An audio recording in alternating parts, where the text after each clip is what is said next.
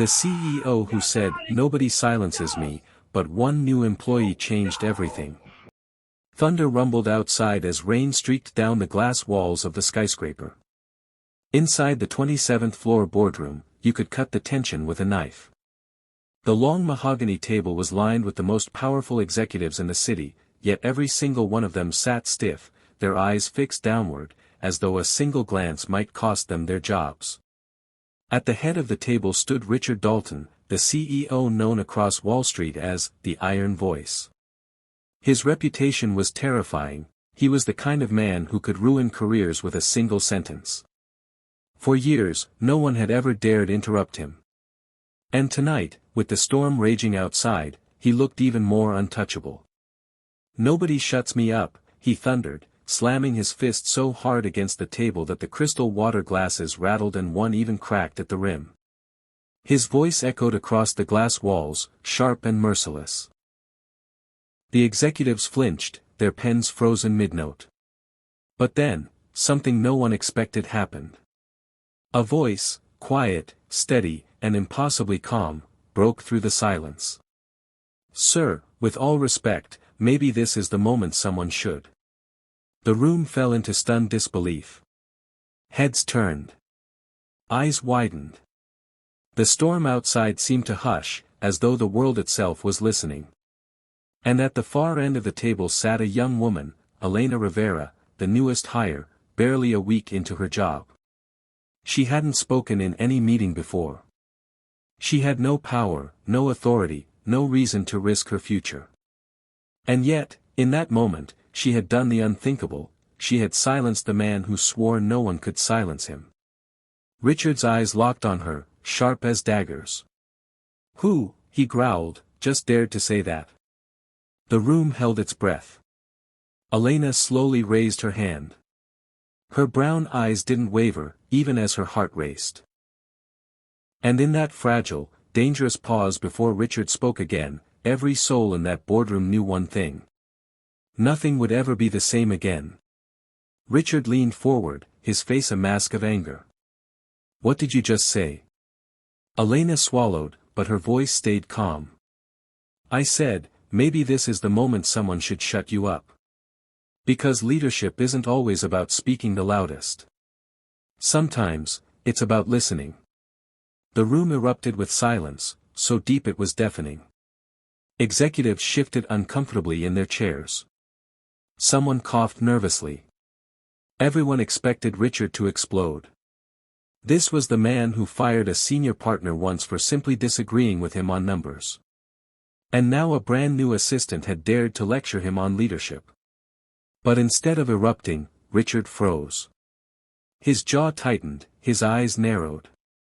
"And who exactly are you?" he demanded. "Elena Rivera," she answered, her tone unwavering. "I started last week." Richard's lips curved into a humorless smile. "1 week in, and you think you can teach me leadership?" Elena hesitated. She could feel every eye on her, the weight of judgment pressing down. But she also remembered her father, his mistakes, his downfall, the way his pride had destroyed everything. And something inside her refused to stay silent. "No, sir," she said softly. "I'm not teaching you anything. I'm just telling you what I learned, the hard way." For a moment, Richard stared at her. Then, unexpectedly, he leaned back in his chair. Instead of firing her, instead of humiliating her, he said 3 words that shocked everyone. "Go on then." The executives' jaws dropped. Richard Dalton, the man who silenced governments and competitors alike, had just invited a junior employee to speak. Elena took a shaky breath. "My father ran a small construction company. He was brilliant, passionate, but, he thought leading meant shouting the loudest. He ignored advice, ignored warnings, even ignored his family. He thought listening made him weak. And in the end, he lost everything." Her voice trembled but didn't break. "Sir, you've built something extraordinary. But if you never listen, you'll lose this too." Richard's face was unreadable. But deep inside, something twisted. Something he had buried long ago. He slammed his folder shut. Meetings over, he barked, and stormed out of the room. The following days were strange. Elena braced herself for the worst. Every time her phone buzzed, she expected termination. But it never came. Instead, Richard avoided her completely. He stormed through meetings as usual, barking orders, yet somehow, there was a hesitation in him now. When someone spoke, he paused for a fraction longer. When Elena entered a room, his eyes lingered for a moment, though he said nothing. And at night, in his penthouse overlooking the city, Richard found himself haunted by her words. "If you never listen, you'll lose this too." The breaking point came a week later. Richard had just returned from a brutal press conference. Shareholders were furious over the company's layoffs. Reporters grilled him about ethics. He had defended himself ruthlessly as always, but for the first time, the disgust in their eyes shook him. When he entered his office, he found Elena there, still working late. She looked up, startled. "Why are you here?" he snapped. She hesitated. "I was writing letters for the employees who were laid off. I wanted them to feel personal. I thought, maybe it would help." Richard frowned. "That's not your job." "No," she said softly. "But it's the right thing to do." Something inside Richard cracked. He thought of his late wife, the only person who once told him he was more than his empire. He had lost her because he never listened. And now, this young woman was saying the very same thing. His voice softened. "Why do you care so much, Elena? They're just employees. Replaceable." Elena shook her head. "Nobody is replaceable, sir. Not if you truly see them." Her words hit him like a punch. That night, for the first time in decades, Richard couldn't sleep.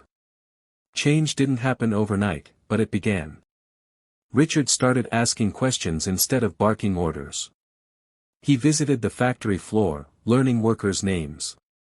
He reinstated benefits for those laid off and offered jobs back to many. Slowly, whispers spread through the company, "The iron voice is changing." Elena never took credit. She simply continued speaking with quiet courage, reminding him of humanity. And for the first time in his career, Richard realized power wasn't about silencing others, it was about listening. Months later, at the company's annual gala, Richard did something no one expected. He stepped onto the stage and said, "For years, I thought leadership meant speaking the loudest. But someone reminded me that true strength lies in listening." He gestured toward Elena. "This young woman silenced me, in the best way possible. And because of her, I am a better leader, and a better man." The audience erupted in applause. But Elena simply smiled, her eyes shimmering with tears. Afterward, Richard approached her.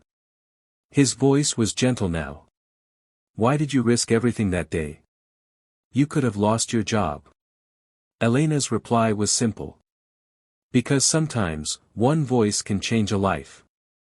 And I believed yours was worth changing." Richard extended his hand. "Not as a CEO, but as a man. Thank you." And for the first time in decades, Richard Dalton felt free. This wasn't just a story about a CEO and an employee.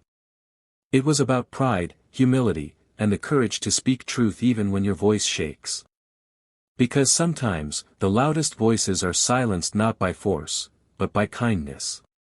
And sometimes, the smallest voice can change the world.